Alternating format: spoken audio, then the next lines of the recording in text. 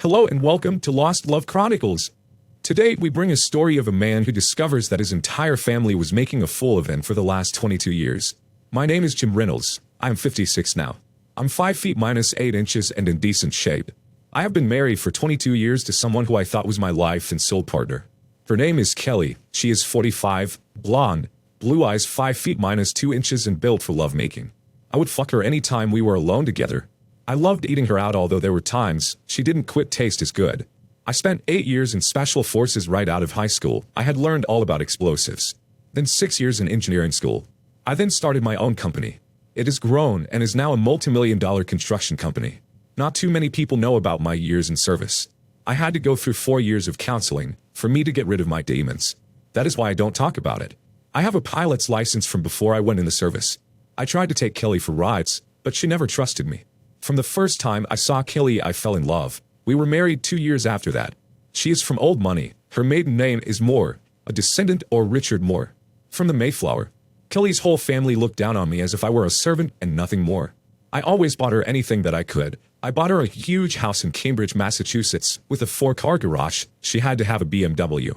We had 2 kids, or should I say she had 2 kids. John, who was 21, and then who's 19. Both in college. I have bought them each BMWs, all brand new. I have a 10-year-old GMC 4-wheel drive pickup. About 6 years ago they started treating me like shit. I later found out why. They don't listen to me at all and do pretty much whatever they want. They do listen to Kelly, their mother, though. I hired John about 8 years ago. I thought he was my best friend. The kids seemed to love him, though. About a year ago, my wife Kelly left her email open. I was bored, so I decided to read it. I don't know why, but I started looking at all her emails. I could not believe what she was writing about. She said she has hated me from the minute she met me. Her whole family feels the same way about me, and I found out that the kids aren't mine. They're my ex-best friend's kids, John. They were told about 6 years ago. I never knew. He knew Kelly way before I hired him. They get a big laugh at me because it is right in front of me. Rick, my son, and John, my ex-best friend. When I married Kelly, my father-in-law wanted me to sign a prenup, in which I did. It expires in 2.5 years, after 25 years of marriage. It has an infidelity clause that says that if either one of us cheats, that the cheater leaves with nothing. I have a friend, Kevin, from when I was in the service. He knows someone that knows all about spying on people. His name is Paul. He set it up so anytime Kelly writes an email that it also goes to a private account that I now have. I also get copies of emails that my kids write. My whole house is now wired and set up so that I can hear their phone calls, and I have video of what goes on too. If it weren't for Kevin, my whole family would be dead. He talked me out of killing them and asked me about what I could do to my family that would hurt them the most. Take their money, credit, their family name, and pride. To disgrace them in the public. John and his friends all know about how I have been manipulated by my wife and the kids. They laugh at me and make jokes about me. They know all about the prenup and the affair. They can't wait for Tom, my best friend, to come in and take over. I have video of my father-in-law talking about me, how they are going to make it look and sound like I got the money for my company from him.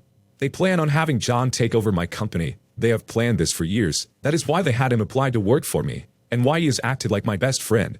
The only people that I know I can truly trust is from my old military buddies. I am so glad that I have kept in touch with them. I have hired Paul as a computer consultant for my company. He has wired my company also so that I know who is on my side and who isn't. That means that I had about 1.5 years to plan for a divorce. I had to act the cuff for that whole time. I no longer made love to her. I just fucked her, thinking the whole time how I wasted 22.5 years on her. When I look back at how she treated me, I just fucked her harder, wanting to hurt her. I only fucked her when I was sure she hadn't been fucked by John. I would send him out of town for business. She never caught on. I know that I had gotten sloppy seconds and that I had eaten John's fuck cream pies in the past, but that was now in the past. I had to keep like I had no idea what had been going on. I had to make it look like John was still my best friend. I would fuck her in public places just to humiliate her. I would fuck her so that her friends would catch us. I got DNA tests done to prove that our kids were not mine, and that they are John's. Their plan was for John to take over the company after the divorce. They had planned on taking me to the cleaners and humiliate me. I had met quietly with a company to buy me out. The guy that was buying me out had been a competitor, but I always knew he was honest.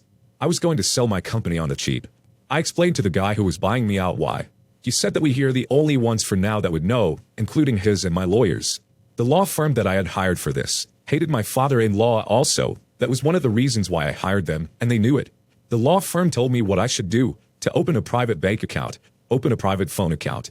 They had suggested that I talk Kelly and the kids into leasing their cars instead of buying new ones. That way they would get a new car every year. Better still, I would not be buying new cars, and it would be a lot cheaper for me. Everyone thought it was a great idea. I started quietly packing my stuff and putting it in a rented storage shed. Everyone would kind of laugh in my face or behind my back. I told Kelly that we should start doing our taxes separately and put the house in just her name for tax reasons. We had to get a new mortgagee in just her name for this. Her whole family thought that was a great idea, easier for her to take the house in the divorce. My new law firm suggested that also so that my credit would not be ruined. She wanted an in-ground pool and a bunch of other changes to the house. I let her have whatever she wanted. I encouraged her. But she had to get a second mortgage on the house. Of course, the loans would also have to be in just her name because the house was now just in her name. Half the money would go for the changes she wanted and half went into my private account without anyone noticing. I still did all the bills. I changed all my insurance beneficiaries to go to charities in case of my demise. I sold my company without anyone noticing. I made sure that the new owners would keep all the employees except for John and his cronies. Within a year, I had everything ready for my departure. I suggested that I treat the whole family, in-laws and my now ex-best friend John to a 2-week trip to Europe. I know they were laughing at me behind my back, but it worked for me. After all, Kelly was paying for it. I was the one laughing. I bought 150 acres of land in Alaska without anyone knowing. The only way to it is by play. No one in my family really cared or knew that I still had a pilot's license. I had plans made up for an off-grid cabin on stilts and a shelter for my play. I hired a company to build it for me. I wanted it to be moved and ready. That was going to take a little bit longer than I was hoping for. So I also bought a house with a large barn-like garage. I would live in Fairbanks, nothing fancy. It is just a simple house where I could keep the motorhome and have a place to stay when I wanted to travel. A military friend bought a new motorhome and registered it in his name. He hated my in-laws also. He had tried to tell me, but love is blind. I gave him $5,000 for him to do that for me plus money for the motorhome. He didn't want the money, but I forced him and my other friends to take money for helping me. From reading Kelly's emails, they thought I was the dumbest whip. I stopped paying on the house, their cars, all their insurances, and the utilities all were in Kelly's name, so again, it was her credit that was going to be trashed, not mine. I bought a box in Kelly's name and had all the bills set to it. Kelly and her family thought I was so dumb taking care of all the bills for them with my money. When the divorce is final, her credit will be ruined, not mine. I also won't be working, so no alimony payments. They won't be able to find out what I sold my company for. All the money went to an offshore account. It looked like I had lost the company to the new company. Plus, I plan on disappearing. Just before the trip, I told them that I had a company emergency and I would meet up with them later. They didn't seem to care and were happy that I wasn't traveling with them. The night before they left, I made sure Kelly would remember me. I fucked her as hard as I could. She seemed to love it at first. I also fucked her ass for the first and last time. She was really mad at me for that. She would be sore for a few days. Too bad John. He had been fucking her and her ass for years but denying me. As soon as they flew off for Europe, I went back to the house and grabbed everything I wanted. I left the house wide open. My friend Paul came over and got all the surveillance equipment he had at my house. I paid a moving van company cash to move my stuff up to Alaska. I didn't have much that I was taking. Clothes, tools, fishing gear. I had some guns that I had in a gun safe. Some of them were from my military days. I had those shipped and put in storage until I got to Alaska. I left all the furniture. I made sure they would not know where I was going, leaving no paperwork or anything even saying Alaska. Mike, my son, was never interested in hunting or fishing with me, so he had no idea about where I went on my trips. I didn't close my old phone account. That way Kelly would not know about my plan. I would close it out in about a month after I left. I left my old phone with an old guy at the company. He was not to answer it if it was my wife, but he could call anyone he wanted for a month. The next thing, I went to my in-laws' house. I had keys to their house also. I unlocked it, put all the lights on. I got on Mike, my so-called son's laptop. I posted to a college website that there is a week-long college kegger party at their house. They were always tight with their money also. No wonder they liked John so much more than me. The partiers would destroy their house, their cars, and their boat. I next went to the bank and closed out all my bank accounts, canceled all my credit cards. I had taken from my wife's and mine account $50,000.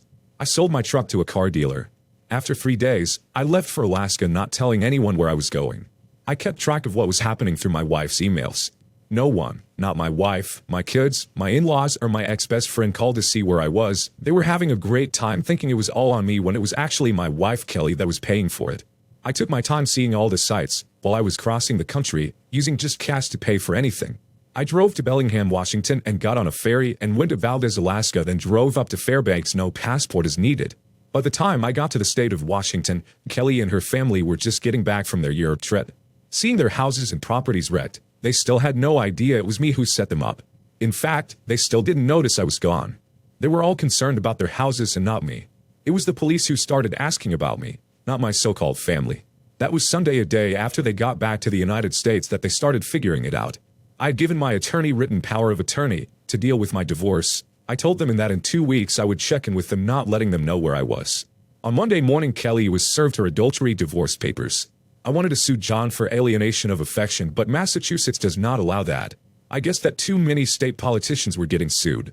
But poor John and his cronies all lost their jobs from my agreement with the new company owners, with all his belongings gone. What a shame. Kelly now owed more than she had in the bank. All the creditors were after her. Their cars were all repossessed, the power and water had been shut off. Property taxes were now due, and both mortgages were past due. Her and her 2 spoiled, rotten kids would have to move in with her parents in a hotel. Since her parents' home had been totally trashed, her parents had to rent cars for all of them. I felt so bad just thinking of all their problems they were having. John had to move in with them also, since his property was trashed also. He had to beg her parents to rent him a car also. They had all gone from BMWs to little shitbox Fords. Kelly and her family hired some private investigators to find me. Kelly's attorneys tried to stall the divorce. Bad move on their part. The case went very public with the DNA test, and videos of them having sex ended up on the internet.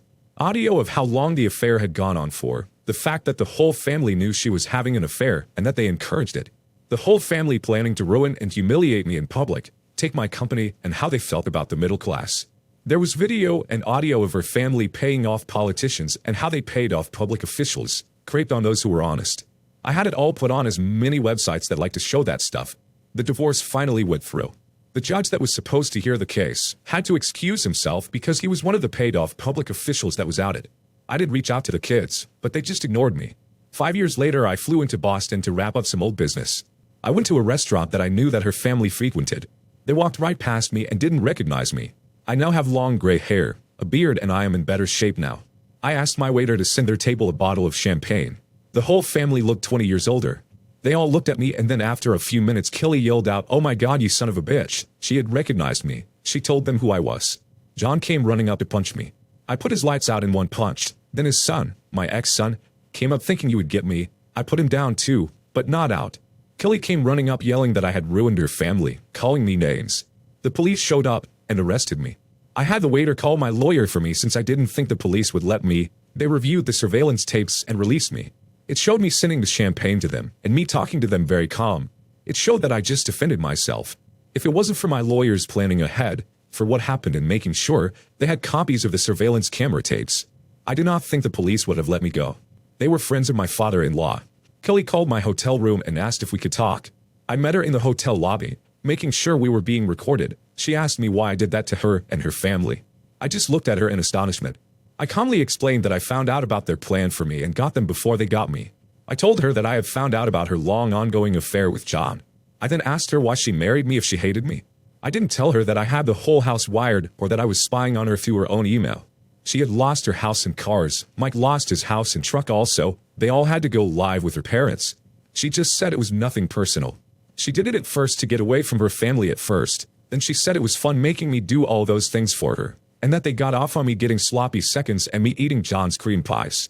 I asked her why she didn't just divorce me when she met John. She said at the time it was fun, and this way she would get everything. I asked her how it was working out for her. I didn't say anything more. I just got up and went back to my room. The next day I left and went back to Alaska to enjoy my life in peace, knowing how much I ruined their lives, their credit, their money, their pride, and of course ruining their name. Much better than killing them. They will have to think of me all the time. Dear listener, if you have reached this far, please click on the subscribe button. It will be a great help.